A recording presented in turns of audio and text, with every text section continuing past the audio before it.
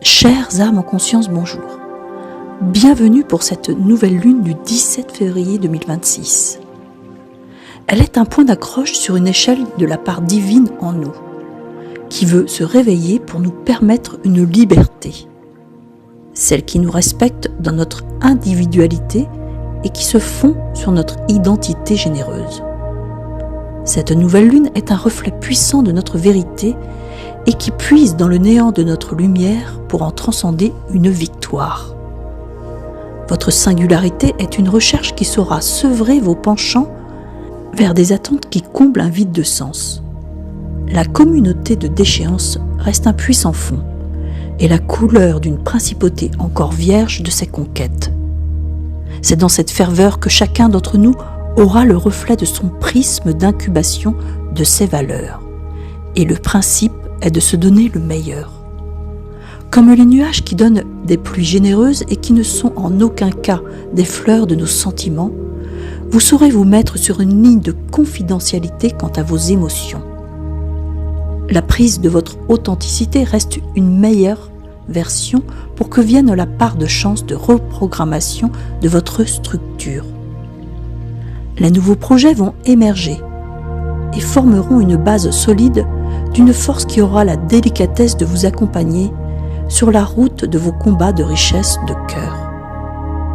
Sans que rien ne vienne prétendre à nous séparer de nos socles identitaires, vous aurez le choix de prendre à bras le corps votre courage pour stopper l'idiocratie ambiante. C'est ce nouveau qui montre une forme sincère, la vie dans son intégralité. Ce 17 février sera un passage ou une porte pour être vivant. Chacun devra montrer sa détermination pour fermer certaines de ces portes.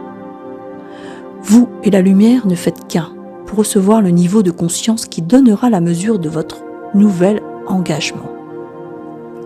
S'offrir une osmose demande une connexion sur des sphères supérieures, là où il n'y a pas de jugement, là où règne une perfection de nos sens. En être digne ne signifie pas être gentil, mais plutôt d'être cohérent, en ne mesurant pas la prise de position sur des sujets contradictoires. Vous vous simplifiez la tâche en vous donnant la main sur votre autorité et rien ne prouvera la justesse que vous mettez à recevoir la cruelle révélation d'une information venant des profondeurs de la matière sous des formes obscènes. La satisfaction du bien-être est une connaissance et vous donne sa diction de conduite lors de grands embarras. De toutes les matières d'aimer, il y a une façon simple de se retrouver parmi les âmes endormies. Et son fantasme de calmer son devoir d'être vivant en se donnant la meilleure symphonie. Vous qui attendez des messages de votre cœur, alors venez vous chercher par l'âme et serrez fort votre union en devenant les modèles d'incarnation. Jamais personne ne vous a éduqué pour une perfection et aucune en devoir de quoi que ce soit à part à vous. Vous n'êtes pas les esclaves d'êtres malicieux, seulement de vos peurs de ne pas être aimés comme il se doit. Cette peur d'abandon, dont vous ne voyez l'origine que dans l'éducation de la société, qui par ailleurs n'est pas équipée pour vous rendre votre authenticité.